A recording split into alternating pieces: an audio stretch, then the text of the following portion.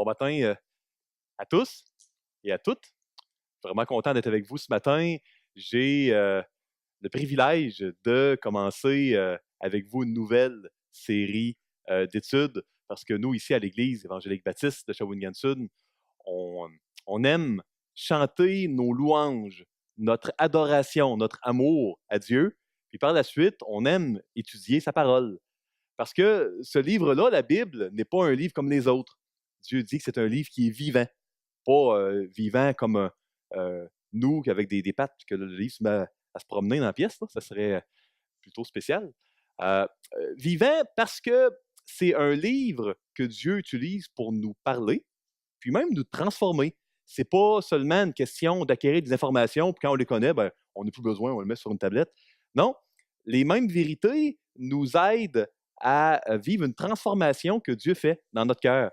Donc, c'est un livre tout à fait spécial. On aime l'étudier, on aime alterner entre les deux portions de ce livre-là, Ancien et Nouveau Testament, ou Ancienne et Nouvelle Alliance, si vous aimez mieux. Puis, après avoir terminé notre série sur la deuxième lettre de Paul à Timothée, maintenant, on commence le livre de l'Exode. Le livre de l'Exode, pas au complet, hein, on a 40 chapitres dans l'Exode. On va étudier uniquement les chapitres 1 à 15, pour des raisons que je vais vous exposer en quelques instants. Le titre d'aujourd'hui, hein, on va voir chapitre par chapitre, Exode 1, j'ai intitulé « Un secours qui est devenu un dur esclavage ». Donc, on va voir un peuple de Dieu, hein, le peuple d'Israël, qui, ceux qui étaient là en 2017 quand on a prêché sur Genèse 37 à 50, l'histoire de Joseph, on a vu que le peuple est sauvé de la famine en allant se réfugier en Égypte. Là, on est 400 ans plus tard. Et puis, l'Égypte, qui était une terre de secours, est devenue la maison de l'esclavage. Le peuple est devenu esclave. On va voir, encore une fois, Dieu qui délivre et secourt son peuple. Le livre de l'Exode, c'est un livre qui nous parle de délivrance. De la délivrance que Dieu veut faire envers son peuple. On va voir de quelle manière son peuple est délivré. Puis, vous savez, il y a une chose que j'aime beaucoup dans la Bible. En fait, il y a plusieurs choses que j'aime beaucoup dans la Bible. La Bible répond aux grandes questions de l'humanité. Hein? Qui est l'homme, puis qui est Dieu? Puis, la manière dont la Bible répond à ces deux grandes questions-là, c'est assez intéressant, c'est par la répétition. Il y a un petit dicton qui dit que la répétition est mère de l'apprentissage. C'est pas dans la Bible, mais moi, je crois que c'est vrai. C'est, à l'école, souvent, à force de réétudier la matière, on finit par la posséder. Ou non, mais ça, c'est une autre histoire. Puis, dans la Bible, on voit encore et encore un Dieu qui ne change pas, puis qui agit toujours de la même manière dans des circonstances différentes pour poursuivre son peuple avec amour. Et puis, je vais me faire un grand plaisir de souligner les différences avec lesquelles le peuple se trouve. Hein. Il y a des différences de la Genèse à l'Exode, au Lévitique, dans lequel il y a toutes sortes de circonstances dans lesquelles le peuple d'Israël va se trouver, mais Dieu agit toujours de la même manière. Puis c'est très intéressant. On apprend comment Dieu agit, qui est Dieu, puis qui est l'homme ainsi. Ici, je crois qu'il y a un petit problème avec le moniteur à l'avant, mais fait que si vous réussissez à la ramener, ça va m'éviter de vous faire d'eau durant le message. Sinon, je vais essayer de tourner la tête. Je n'ai pas de torticolis ce matin, fait que on devrait y parvenir. Avant d'aller plus loin, écoutez, permettez-moi de demander l'assistance du Seigneur dans un mot de prière.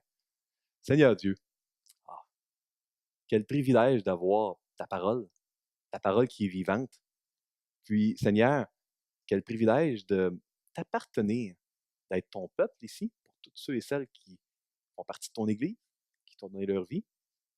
Puis, quel privilège d'être transformé à chaque jour. Parfois, on le ressent, parfois, on ne le ressent pas. Parfois, c'est dans la souffrance, parfois, c'est dans la joie.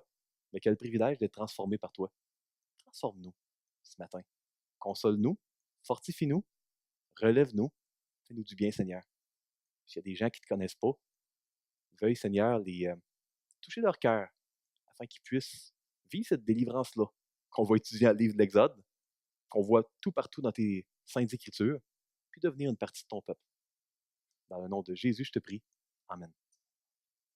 Ce matin, je vais vous prendre une bonne portion du message, du temps qui m'est alloué pour vous présenter un petit peu la structure du livre de l'Exode. Puis, je vais par la suite prendre environ la moitié du message pour étudier le chapitre 1. Donc, je vais avoir une introduction beaucoup plus longue que d'habitude. Euh, donc, j'ai intitulé, comme je vous l'ai mentionné, la série hein, sur le chemin de la délivrance. Et puis, le chapitre 1 nous parle vraiment de l'esclavage. On ouvre là vraiment là, Exode 1, 400 ans plus tard, dans un contexte d'esclavage. La terre d'Égypte, qui était une terre de salut, est devenue la maison de la servitude. Maintenant, comment la Bible fonctionne? C'est quoi la Bible?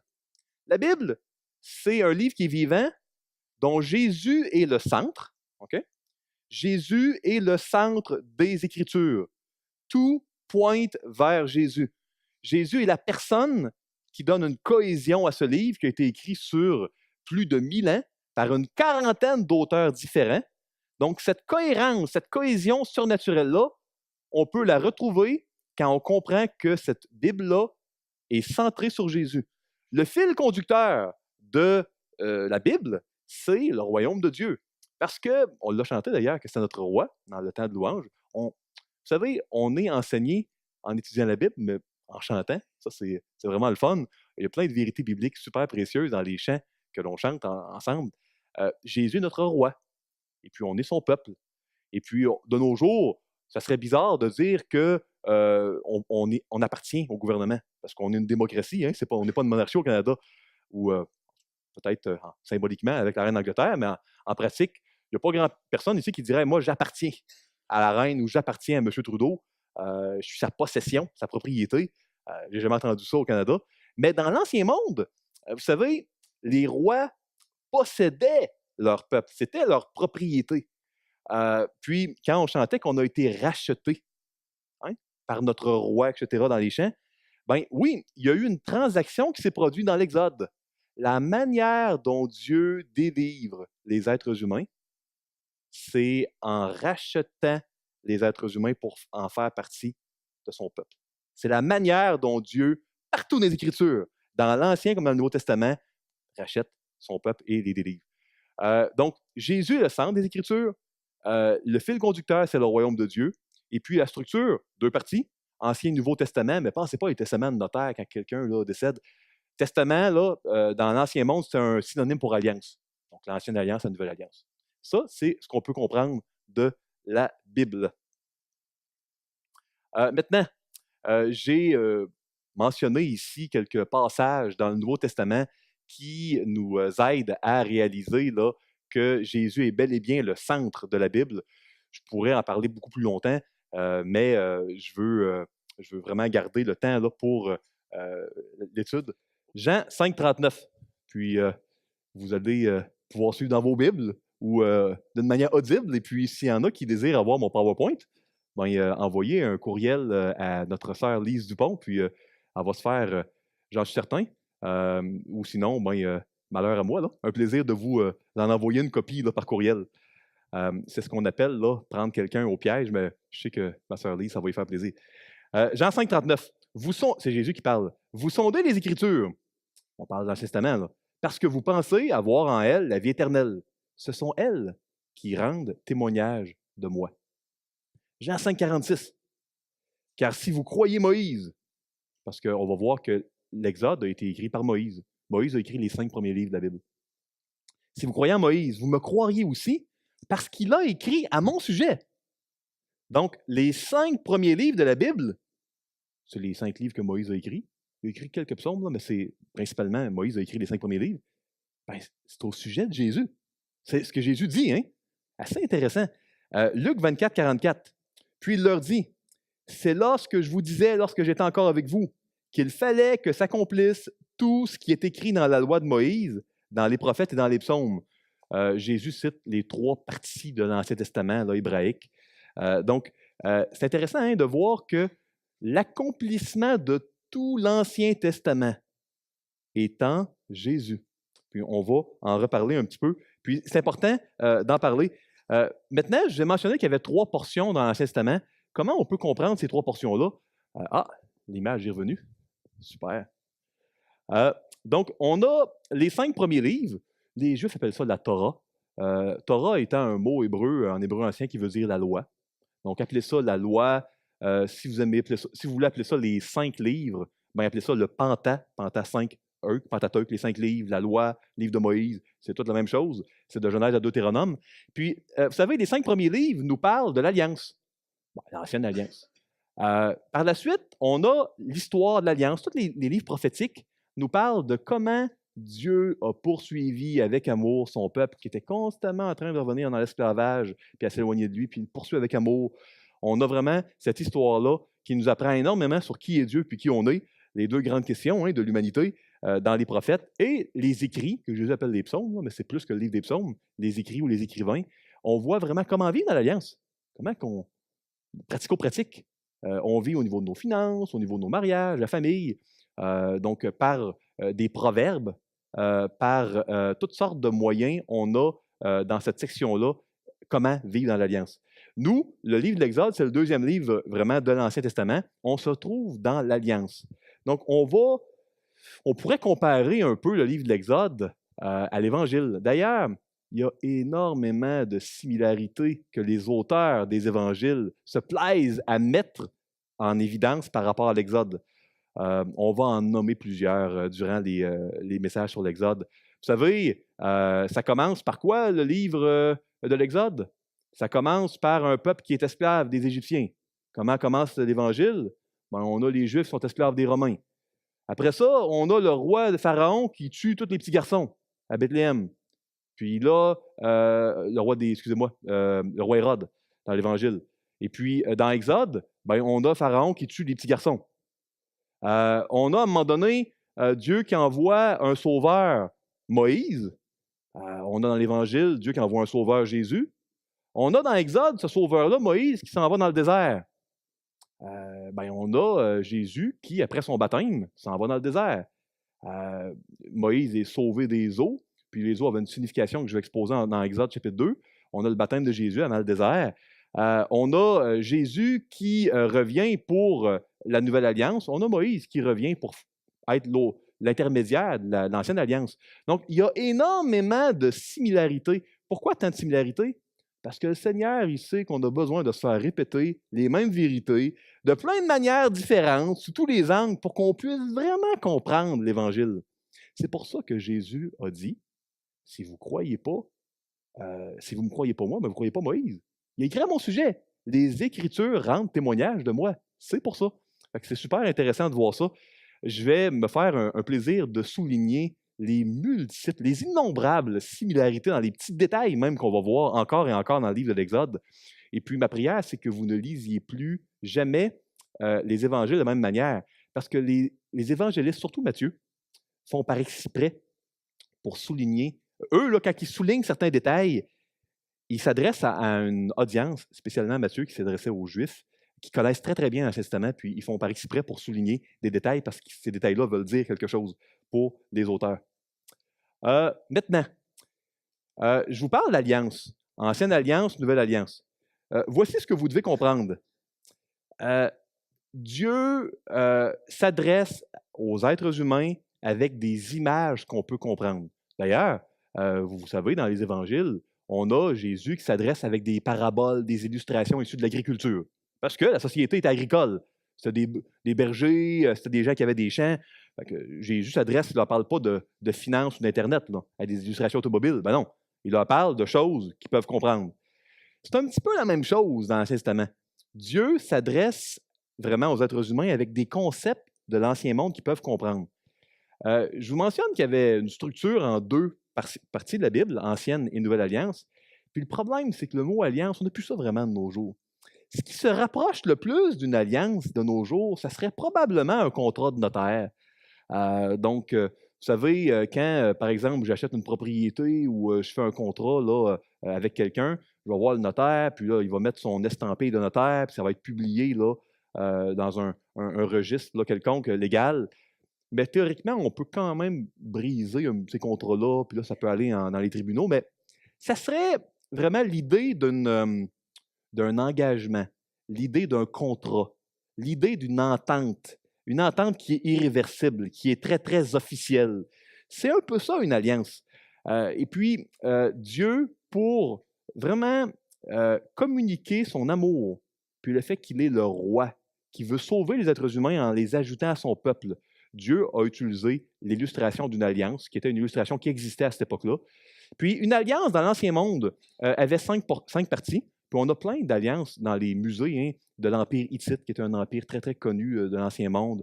On a des documents d'alliance de l'Empire également, des Sumériens, l'Empire assyrien, l'Empire babylonien, les grands empires mondiaux de l'Ancien Monde. On a plusieurs traités d'alliance de ces empires-là, puis ces alliances-là étaient faites habituellement en 5 parties. Okay?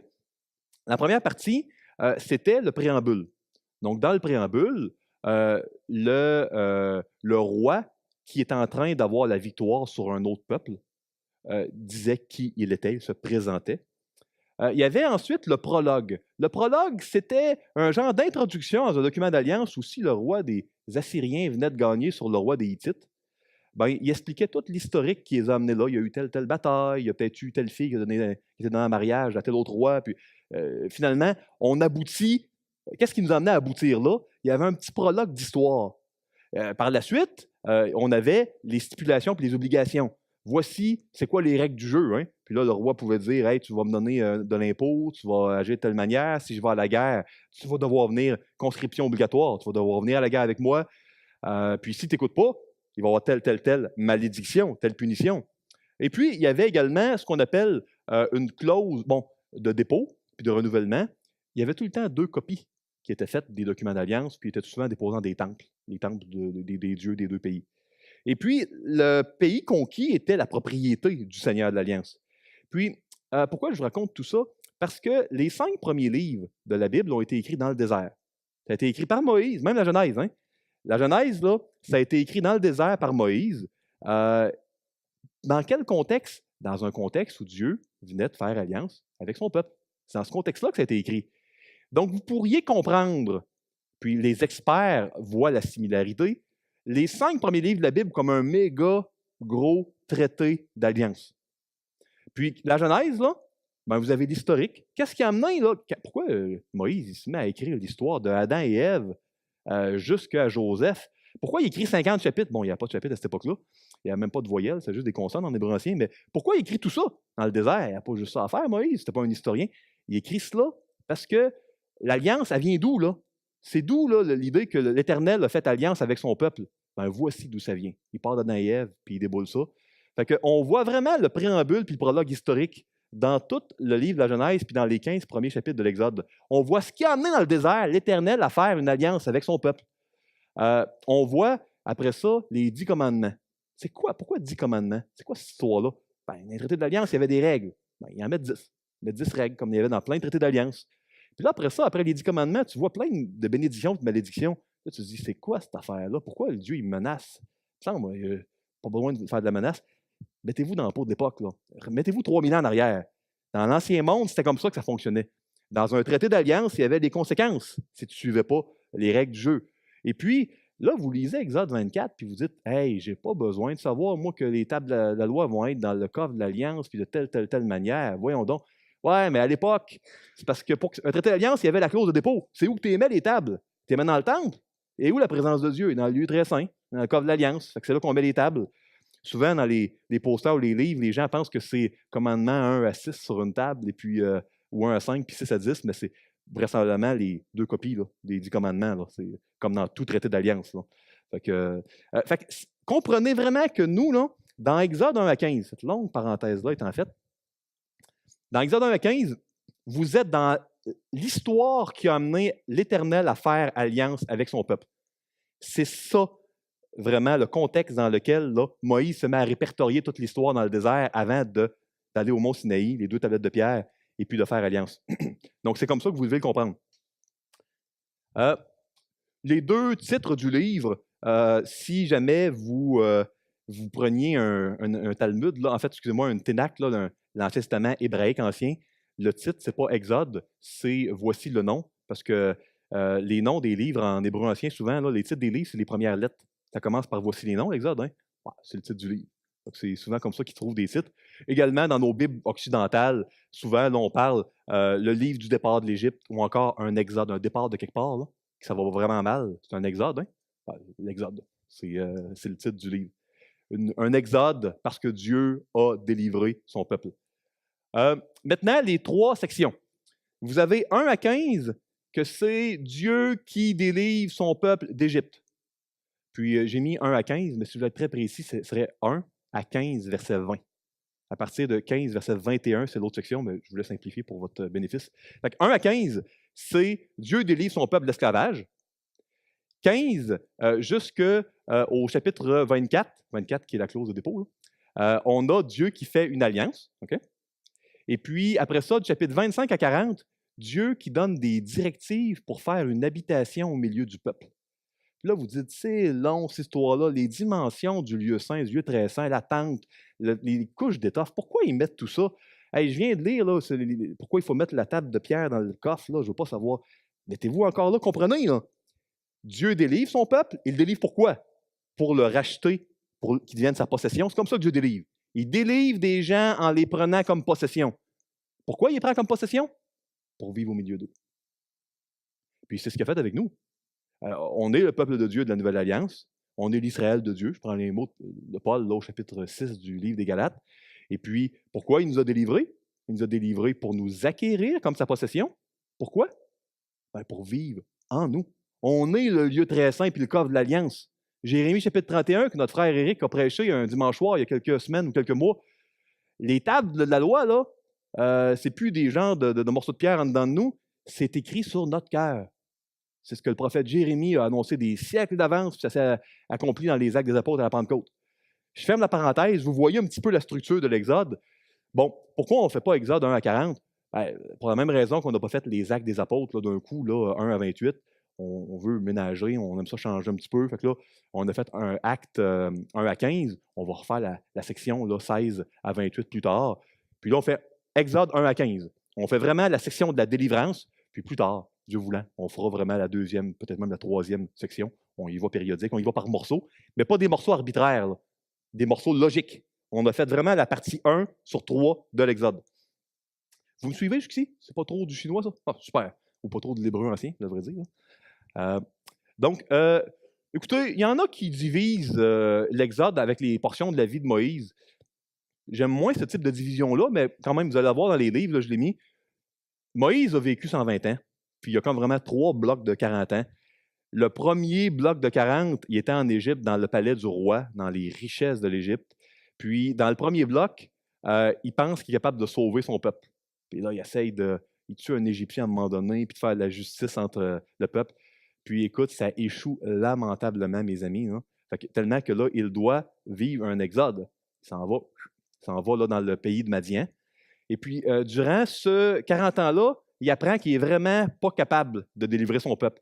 Il l'apprend tellement bien que quand Dieu lui apparaît dans Exode 3, il ne veut même plus. Puis Dieu dit, inquiète-toi pas, je vais être avec toi. Puis là, il montre des miracles. Puis il dit, écoute, envoie-en donc un autre. Moi, j'ai la langue embarrassée en bouche. Puis écoutez, Dieu choque après quasiment à la fin du chapitre 3 parce qu'à un moment donné, tu sais, il insiste, puis il y a comme Dieu devant lui dans un buisson ardent. En tout cas, on va le voir dans quelques semaines. Donc, écoutez, il apprend vraiment dans la deuxième période de 40 ans qu'il n'est pas capable, qu'il a besoin de Dieu. Puis c'est là qu'il est mûr pour être utilisé par Dieu. Puis dans les 40 ans qui vont suivre, on a Dieu qui va utiliser un Moïse qui a réussi à apprendre à la dure, avec souffrance et douleur, qui a besoin de Dieu, que c'est Dieu qui va faire la job, que lui, là, c'est seulement un outil. L'instrument de musique le plus perfectionné, sophistiqué du monde, un violon peut-être Stradivarius, vous savez, les instruments qui valent beaucoup, beaucoup d'argent, ils peuvent émettre aucun son s'il n'y a pas un musicien qui va les utiliser. Donc, mettez-moi un violon Stradivarius dans les mains, c'est malheureux, mais ce ne sera pas beau, parce que ce ne sera pas bien utilisé. Mettez un violon Stradivarius dans la main de quelqu'un comme Esther, probablement que ça va être beaucoup plus beau que si c'était moi. Donc, vous savez, c'est un petit peu ça. Nous, on est des outils. Moïse est un outil. Il ne se laissait pas utiliser par Dieu. Il voulait s'utiliser lui-même. Il n'y a pas eu de son qui était très, très beau qui en sont sortis. On est des outils, puis Dieu nous utilise quand on apprend que, dans le fond, là, on est complètement incapable, puis que la victoire puis la force résident en lui. C'est là qu'on est mûr. Puis ça, tu ne peux pas l'apprendre dans les livres ou dans les universités égyptiennes. C'est dans le désert. Dans le désert que Moïse, il l'a appris. Donc, il y a des choses qu'on n'apprend pas à l'école, mes amis, puis qui malheureusement nécessitent un peu de souffrance. pour réussir. Maintenant, j'ai mis un petit résumé ici du livre de l'Exode qui, dans le fond, là, englobe les 3 parties. On voit vraiment que l'Éternel sauve le peuple d'Israël de la maison de l'esclavage. Littéralement, là, quand vous allez lire dans vos Bibles 12 secondes, la maison de l'esclavage, si on traduisait là, mot pour mot avec les Hébreux anciens, c'est la maison des esclaves. C'était vraiment terrible, l'esclavage qu'ils vivaient là. Parce que les Égyptiens, c'était à une époque, là on est entre les années 1100 et 1400, c'était une époque où les Égyptiens là, ont bâti de grandes constructions puis de grandes villes que l'archéologie moderne même nous rapporte. Et puis, il y a besoin d'une main-d'œuvre. Donc, les Juifs étaient la main-d'œuvre là, qui ont été utilisés pour bâtir différentes villes, différentes constructions. Donc, ils étaient vraiment rendus dans de l'esclavage. C'était très souffrant. On voit qu'il y a des embûches internes et externes. Pharaon s'oppose à la délivrance du peuple, puis le peuple lui-même, il s'oppose. Ça ne va pas bien, mais on voit que Dieu est plus grand que Pharaon, puis il est plus grand même que le peuple. Vous savez, Dieu, quand il veut sauver quelqu'un, là, la grâce de Dieu est irrésistible. Il n'y a personne qui peut le stopper. Puis ça, c'est vraiment à notre grand avantage. On voit l'alliance, puis on voit que l'habitation. L'alliance, c'était vraiment « Je serai votre Dieu, vous serez mon peuple, puis je vais être au milieu de vous ». Et c'est encore comme ça aujourd'hui. Il va y avoir des échos au niveau de l'Exode, encore et encore. Écoutez, on voit les échos de l'Exode dans ceux qui ont lu Néhémie puis Esdras, puis l'idée que le peuple est esclave dans un pays, que Dieu les délivre, les ramène dans leur pays, rebâtissent le temple pour que Dieu soit au milieu de nous. On le voit dans l'Évangile. On était vraiment esclaves de nous-mêmes. La vraie liberté, là, on l'a vu quand on étudiait Galates ensemble, c'est pas de faire ce qu'on veut, c'est être délivré de ça pour être capable enfin de faire ce qu'on doit faire. C'est ça la vraie liberté chrétienne. Puis, ne plus être esclave de nos désirs, de nos passions. Puis, vous savez, Dieu nous a délivrés, Jésus-Christ nous a délivrés. Il nous a délivrés comment? En nous rachetant, en faisant de nous son peuple. Puis maintenant, il vient en nous.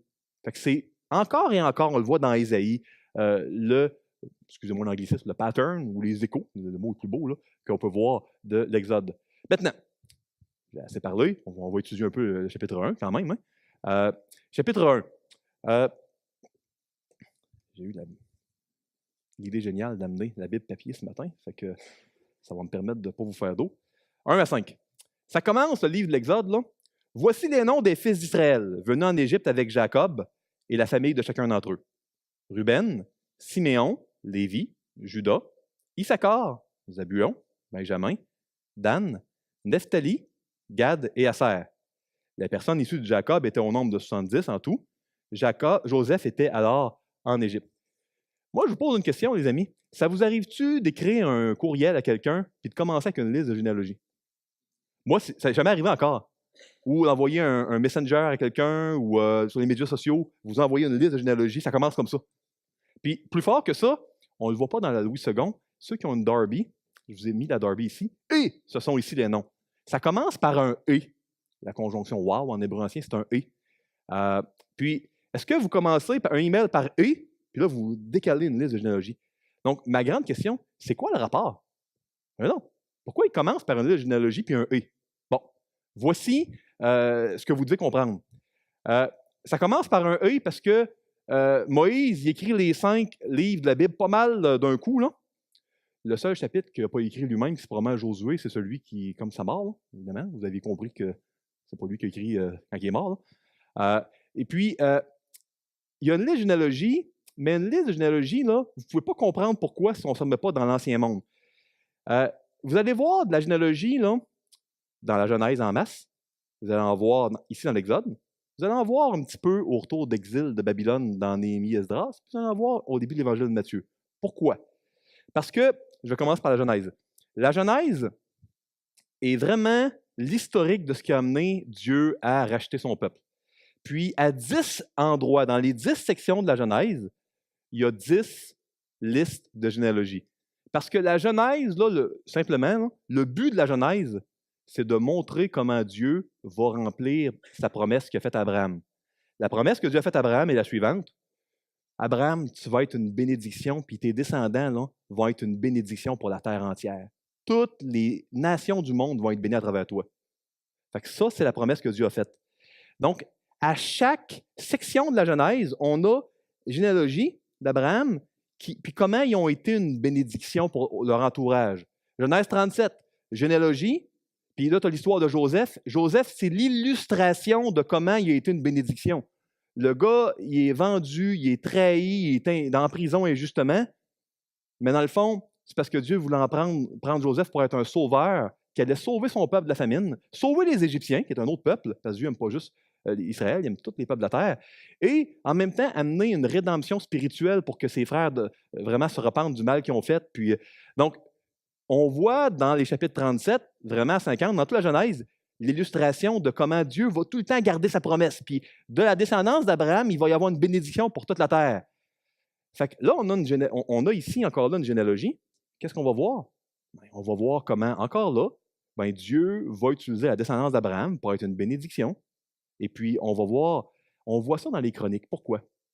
Parce que le dernier livre dans le Testament hébreu, c'est les Chroniques. Fait que le dernier livre, tu as de la généalogie en masse, tu en as 10 chapitres là, au début des Chroniques. Puis ça commence après ça. Le livre qui suit les Chroniques, c'est l'Évangile de Matthieu. Il commence avec la généalogie. Fait que quand tu suis l'ordre original des livres, là, ben, tu vois que Matthieu, pourquoi il commence avec une série de généalogies? Parce que Jésus est l'accomplissement ultime de la promesse d'Abraham, de Exode, de Genèse, des Chroniques. C'est la vraie descendance qui va bénir d'une manière maximale toutes les nations du monde, ben, c'est Jésus. C'est pour ça, fait, quand vous voyez une généalogie, vous voyez, OK, mettez-vous dans le mood, là. L'auteur est en train de nous parler de la promesse d'Abraham de la Genèse, de comment la descendance d'Abraham va être une bénédiction. Fait que c'est dans ce mood-là. Puis la preuve, Exode chapitre 2, là, on a esclavage dans Exode 2, 1. Exode 2, ben, on a un sauveur qui est élevé, Moïse. Exode 3, on a le Seigneur. Vous allez voir ce pattern-là encore et encore dans les Saintes Écritures. Fait que généalogie nous indique, OK, si on met une liste de noms, ce n'est pas aléatoire, c'est parce qu'on va faire référence à l'accomplissement de la promesse d'Abraham. Vous me suivez, hein? Donc, je continue. Ça, je vais le montrer tantôt. 6 et 7. Joseph mourut, et ainsi que tous ses frères et toute cette génération-là. Les enfants d'Israël furent féconds et multiplièrent. Ils s'accrurent et devinrent de plus en plus puissants, et le pays en fut rempli. J'ai mis ici une note que, vraiment, quand on est dans l'abondance, quand ça va bien, c'est là qu'on oublie Dieu. Vous l'avez sûrement vécu dans votre vie. Hein? Quand est-ce qu'on crie le plus fort à Dieu? Quand on souffre. Quand ça va bien, on n'a pas besoin de Dieu. On a tout le temps besoin, mais on pense qu'on n'a pas besoin à tort. C'est un mensonge, c'est une illusion. Fait que, tu sais, Dieu, demandez-vous pas pourquoi il permet de la souffrance dans notre vie. Le Seigneur a besoin de ça. Des fois, c'est pour nous faire du bien. Des fois, c'est pour faire du bien à d'autres. Fait que c'est pas tout le temps pour nous faire du bien à nous directement. Mais chose certaine, il ne permet jamais de la souffrance quand il peut l'éviter. Puis, on ne comprend pas tout le temps comment Dieu est juste et bon sur terre. Mais on le croit parce que Dieu le dit. Puis on va en avoir la preuve au ciel quand on va tout comprendre. Maintenant, ici, j'ai mis un petit cycle qu'on voit encore et encore. Si vous n'avez pas les répétitions, pauvre vous, vous allez souffrir durant la série sur l'Exode. Vous allez voir des répétitions, mais qui nous aident à mieux comprendre l'Évangile. Fait que c'est super. Le peuple de Dieu est fécond et se multiplie. Vous allez voir ça plein de fois dans Genèse. Après ça, le peuple de Dieu abandonne tout le temps Dieu. À chaque fois que vous allez voir que le peuple est fécond et se multiplie dans Genèse, 100% des fois, j'ai pris la peine de vraiment de toutes les sortir, une à une, pour être sûr que je ne vous mentais pas ce matin. À chaque fois, vérifiez, il y a toujours un abandon de Dieu et il a un jugement après, et Dieu délie son peuple. Voici quelques exemples. Adam, hein? Dieu l'a béni dans Genèse 1,28 et Dieu dit « Soyez féconds, multipliez, remplissez la terre ». Qu'est-ce qui se passe après? Hein? Ben, on a Caïn et Abel, on a un jugement sur Caïn, on est sorti du... avant Caïn et Abel, on est sorti également du jardin à cause de le péché de manger l'arbre du fruit défendu, tout ça, vous connaissez. Ou sinon, vous pouvez relire les chapitres de Genèse 1 à 3. Noé, lorsque les hommes eurent commencé à se multiplier sur la face de la terre et que les filles là, furent nées, ben, la terre est féconde, hein? Ben, le monde sont rendus méchants, puis là, il y a un jugement, il y a le déluge, puis là, Dieu sauve. Ben, c'est tout le temps ça. On est fécond, on se multiplie, on devient esclave, il y a un jugement, Dieu nous sauve. Tour de Babel, ça commence, c'est en Genèse 11, la tour de Babel, mais en Genèse 9, on a le préambule. Ce sont là les 3 fils de Noé et c'est leur postérité qui peuplent toute la terre. Les gens sont féconds, remplissent la terre, ils sont remplis d'eux-mêmes parce qu'ils construisent des choses pour leur propre gloire. Un peu comme Pharaon qui utilisait les Juifs pour construire des villes, magasins, des villes trésorières pour leur propre gloire. Et puis, on a un jugement. C'est là que les gens ont eu des langues différentes. Genèse 47. Israël habita dans le pays d'Égypte, dans le pays de Goshen. Ils eurent des possessions, ils furent féconds et multiplièrent beaucoup. Puis c'est là qu'on va avoir, on a de l'esclavage, on a un jugement, on a une délivrance. Donc, quand vous voyez les mots là, ici, ils sont multipliés, ils ont été féconds, il y a un pattern que si on a lu une couple de fois à Genèse, on allume et on dit « Oh, OK, il y a un esclavage qui s'en vient, il y a un jugement qui s'en vient, puis il y a une délivrance qui s'en vient. » C'est ce que vous devez calculer. Qu'est-ce qui s'est passé juste avant que Jésus naisse? L'Empire romain, là, il remplissait la terre, puis ça se passe, il y a un recensement pour compter le grand nombre des personnes. Voyez-vous comment on voit vraiment que c'est des choses qui reviennent constamment. Maintenant, ici, on voit le dur esclavage que le peuple de Dieu vit. Lisez avec moi les versets 8 à 14. Il s'éleva sur l'Égypte un nouveau roi qui n'avait point connu Joseph. Il dit à son peuple, « Voilà les enfants d'Israël qui forment un peuple plus nombreux et plus puissant que nous. Allons, montrons-nous habiles à son égard, empêchons qu'il ne s'accroisse et que s'il survienne une guerre, il ne se joigne à nos ennemis, pour nous combattre et sortir ensuite du pays. Et l'on établit sur lui des chefs de corvée, afin de l'accabler de travaux pénibles. C'est ainsi qu'il bâtit les villes de Pithom et de Ramsès, pour servir de magasin à Pharaon. Mais plus on l'accablait, plus il multipliait et s'accroissait. Et l'on prit en aversion les enfants d'Israël. Alors les Égyptiens réduisirent les enfants d'Israël à une dure servitude. Ils leur rendirent la vie amère par de rudes travaux en argile et en briques et par tous les ouvrages des champs, et c'était avec cruauté qu'ils leur imposaient toutes ces charges. Vous savez, l'esclavage, ça fait mal. C'est vraiment difficile. Puis on voit vraiment un esclavage assez difficile que les enfants de Dieu vivent. Maintenant, quelques commentaires. Vous savez, à cette époque-là, il y avait un peuple ennemi qui avait pris beaucoup de place, qui s'appelle les Hyksos, qu'on a dans les livres d'histoire, là. Puis, les Égyptiens avaient réussi à les vaincre parce que c'était devenu une menace. Quand tu as un peuple étranger qui devient bien puissant au milieu de toi, la peur, hein? Puis là, il y a la propagande, et puis ça devient un peu fanatique. Donc, c'était dans une période de racisme, qu'on a peur des étrangers, hein, de xénophobie. On a peur des étrangers. On vient d'avoir le trouble avec les Hyksos, on s'en est débarrassé. Oh, il y a beaucoup de Juifs ici. Ouf! Fait que là, les Égyptiens avaient peur. Fait qu'il y avait un contexte historique vraiment à ce qui se passe ici. Puis là, c'est assez intéressant parce que ici, on voit au verset 11, là, on établit sur lui afin de l'accabler de travaux pénibles. Le mot pénible, le mot hébreu, traduit par pénible, pourrait être traduit par dur. Puis c'est le même mot que plus tard va être utilisé pour dire que le cœur du Pharaon, Dieu l'a endurci. Fait que Pharaon a donné des travaux durs au peuple pour l'opprimer. Puis là, la conséquence de ça, c'est que Dieu a endurci. On a vraiment la même racine de mots ici. Au verset 14, il y a un mot vraiment intéressant, il faut que je vous en parle. Quand on voit qu'ils rendent la vie amère, là, et puis ils leur donnent de rudes travaux, puis ils imposent des charges avec cruauté. On pourrait traduire le mot, là, vraiment, là, des charges qu'ils donnent par le mot fardeau. Puis ce mot-là revient à quelques endroits seulement dans l'Ancien Testament. Savez-vous où il revient? Particulièrement, il revient dans Ésaïe 53. Parce que dans Ésaïe 53, l'Éternel annonce par la bouche d'Ésaïe qu'il va envoyer un roi sauveur, aussi appelé en hébreu un Meshaïa, un Messie, qui va lui prendre nos fardeaux à notre place. Le peuple avait des charges pénibles. Dieu les a délivrés de ça. Mais ça pointe vers un roi sauveur que Dieu va envoyer, parce que c'est un mot rare ici, qui va enlever nos fardeaux. Puis ça, je trouve ça vraiment, vraiment super. Je crois que j'ai mis le passage ici. Oui. Cependant, ce sont nos souffrances qu'il a portées. C'est de nos douleurs qu'il s'est chargé. Et nous l'avons considéré comme puni, frappé de Dieu, humilié. Vous savez, Dieu a envoyé Jésus pour mourir sur la croix à notre place. Pour que tous les péchés, c'est quoi un péché? C'est un acte qui offense Dieu. Un acte que peut-être pour nous, c'est correct, on est confortable, mais que Dieu ne l'est pas. Dieu a envoyé Jésus pour qu'il prenne tous nos péchés passés, présents, futurs, les péchés qu'on est conscient, les péchés dont on est inconscient.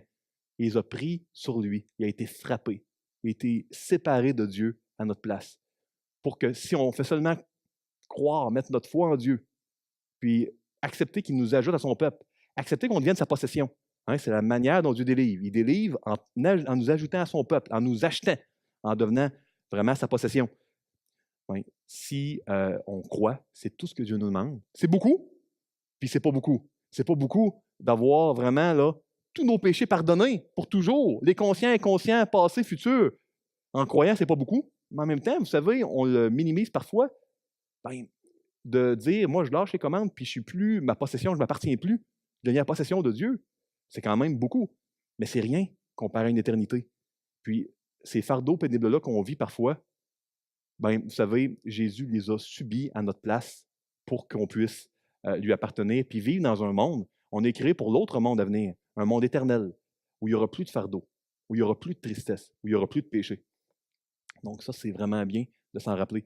La dernière section, un roi qui tue les petits-enfants, ça sonne familier, parce qu'on a vu ça avec Hérode, qui a tué tous les petits-enfants à Bethléem, à l'époque où est né un sauveur, Jésus. Qu'est-ce qu'ils ont fait, Joseph et Marie, pour échapper au massacre? Ils sont enfuis en quel pays? En Égypte. Donc, ici, je vous lis les versets 15 à 22.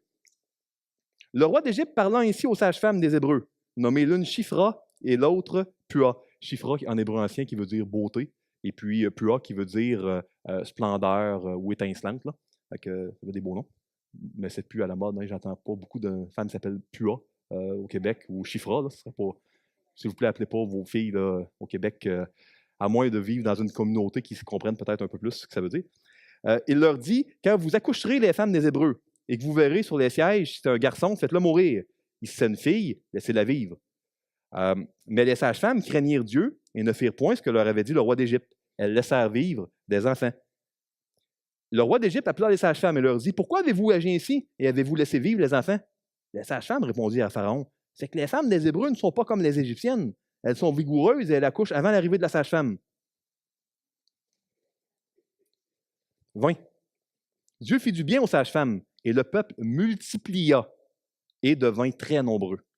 Parce que les sages-femmes avaient eu la crainte de Dieu, Dieu fit prospérer leur maison. Alors, dernier verset du chapitre 1, Pharaon donna cet ordre à tout son peuple. Vous jetterez dans le fleuve, le Nil, tout garçon qui naîtra, et vous laisserez vivre toutes les filles. Parce que les Égyptiens pouvaient assimiler par le mariage, en mariant les filles aux Égyptiens, les filles, mais puis c'est comme si ça devenait des Égyptiennes, mais il ne fallait plus qu'il y ait de soldats. Fait que, là, les soldats étaient des hommes, à cette époque-là, on tue les petits garçons. Donc, ici, je voudrais ressortir quelques points avant de conclure, parce que le temps file. Premièrement, je voulais mentionner que c'est assez intéressant de voir que les sages-femmes, ils ont craint Dieu plus que Pharaon. On peut dire, ils ont agi par crainte, c'est pas bon, Dieu ne veut pas qu'on agisse par peur. Erreur. Il existe une bonne sorte de crainte, une crainte révérentielle, du style dans les proverbes, la crainte de l'Éternel est l'ABC de la sagesse et le commencement de la sagesse. Fait que oui, il ne faut pas avoir peur du châtiment ou de la condamnation. Il n'y en aura plus jamais pour ceux qui sont dans Jésus-Christ. Parce que Dieu a porté en Jésus nos fardeaux à notre place pour toujours. Il suffit de croire. C'est seulement la foi. Mais les enfants de Dieu, dans l'Ancien comme dans le Nouveau Testament, dans les Actes des Apôtres, il y a rattaché à la vraie foi qui sauve une crainte révérentielle qui t'amène à l'obéissance. Donc, pas une crainte du châtiment, mais une révérence, c'est quoi? C'est que tu prends Dieu assez au sérieux qu'il y a un petit stress qui est sain, qui est bon, un peu comme si vous rencontrez, je ne sais pas, moi, vous êtes dans une grande entreprise de plusieurs milliers de personnes, puis là, le grand patron veut vous rencontrer, puis, mettons, il n'y a pas de syndicat, fait que là, vous pouvez vous faire mettre dehors ou avoir une promotion. Il y a du pouvoir, là. Il n'y a pas de pouvoir autre que ce que Dieu a donné, là, mais vous comprenez ce que je veux dire. Il y a un genre de petit stress, où vous avez une entrevue, allez voir être embauché ou pas, il y a un petit stress. C'est le genre de révérence qu'il faut avoir envers Dieu. À chaque fois que les enfants de Dieu ont ça, il y a des belles affaires formidables qui se passent. Puis c'est une des marques d'un chrétien, cette crainte-là, la bonne crainte de Dieu qui mène à l'obéissance. Les sages-femmes l'ont eu. Là, vous allez dire, hey, ils ont menti, c'est quoi cette histoire-là? Dieu est vérité, Jean 14,6. Voyons donc, la vérité vous affranchira. C'est pas clair s'ils ont menti ou pas. Il y a énormément d'encre qui a coulé là-dessus. Je peux vous recommander des lectures. ma position est que on sait qu'il y a des nations que dans leur culture, puis dans l'ADN un peu là, des gens, il y a des tempéraments, puis il y a des pays où les accouchements, les gens ont moins besoin d'une sage-femme, il y a vivent moins de douleurs, etc. Fait qu'il y a peut-être qu'effectivement, dans leur culture, dans leur constitution, les femmes juives, c'était également vrai, qu'ils accouchaient plus vite. C'était une partie de la vérité. Mais il y a d'autres manières de comprendre également pourquoi ils ont pu dire ça à Pharaon. Écoutez, je vais conclure, parce que le temps file. Ici, ouais, je donne encore des analogies entre l'Évangile et entre le livre d'Exode que j'ai mentionné. Les généalogies, le peuple est nombreux, abandonner son Dieu, esclave d'un peuple romain ou égyptien, tue les garçons, puis envoie un sauveur. Comment appliquer ce passage à ma vie? Je vais terminer avec ça. Premier point que j'aimerais vous laisser, que j'aimerais que vous gardiez avec vous cette semaine. J'aimerais que vous vous souveniez que Dieu a toujours tenu sa promesse. Puis, à chaque fois que vous allez voir une liste de généalogies là, dans la Bible, rappelez-vous que, OK, Dieu attire votre attention sur le fait là, que la promesse que la descendance d'Abraham va être une bénédiction pour toute la terre, pour toujours, pour l'éternité. Ça s'en vient. Quand vous voyez généalogie, pensez promesse d'Abraham que Dieu va tenir. Dieu tient toujours ses promesses. Puis on doit s'appuyer sur les promesses de Dieu en tout temps, surtout quand on est découragé. Pour reprendre l'illustration de John Bunyan dans Le Voyage du pèlerin, quand un chrétien est prisonnier du château du doute, puis il est prêt de s'enlever la vie, il est découragé à la mort. Il se souvient que dans sa poche, une petite clé qui s'appelle promesse, qui peut ouvrir toutes les portes du château du doute. Puis c'est une belle illustration. On doit s'appuyer fermement sur les promesses de Dieu. 2, quand tout va bien et qu'on oublie Dieu, on va devenir fonctionnellement des esclaves. On ne sera plus jamais, d'un point de vue légal, des esclaves, on est des enfants de Dieu. Mais on peut se remettre sous un esclavage d'une manière fonctionnelle. Puis ça, c'est quand ça va bien. Quand ça va bien dans votre vie, soyez prudents. Rappelez-vous que vous êtes à risque d'abandonner Dieu puis de vous mettre sous un esclavage.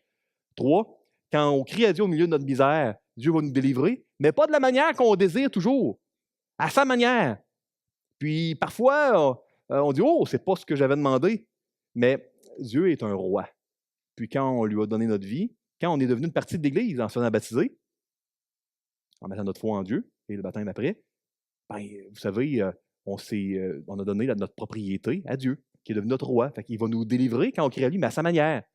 Puis 4, en croyant en Jésus, puis en lui donnant votre vie, il pardonne nos péchés pour toujours, puis il prend possession de nous, puis il nous ajoute à son peuple, qui est l'Église. Gardez ces vérités-là en tête. S'il y a des gens ici qui n'ont jamais donné leur vie à Jésus, vous savez, la cohésion incroyable de la Bible est en elle-même une preuve indiscutable de la véracité de ce livre-là, puis de l'existence du Dieu de la Bible, de Jésus-Christ. Il y en a qui n'ont jamais donné leur vie à Jésus. Moi, je vous encourage vraiment à le faire, à venir. Venez nous parler à un des pasteurs, à la personne qui vous a invité, puis on va être heureux d'en discuter davantage avec vous. C'est la chose la plus importante, l'opportunité la plus grande qu'un être humain n'aura jamais sur Terre. La possibilité de faire partie du peuple de Dieu. Que Dieu vous bénisse richement, que Dieu vous fortifie, vous encourage, vous console avec sa parole vivante. Amen.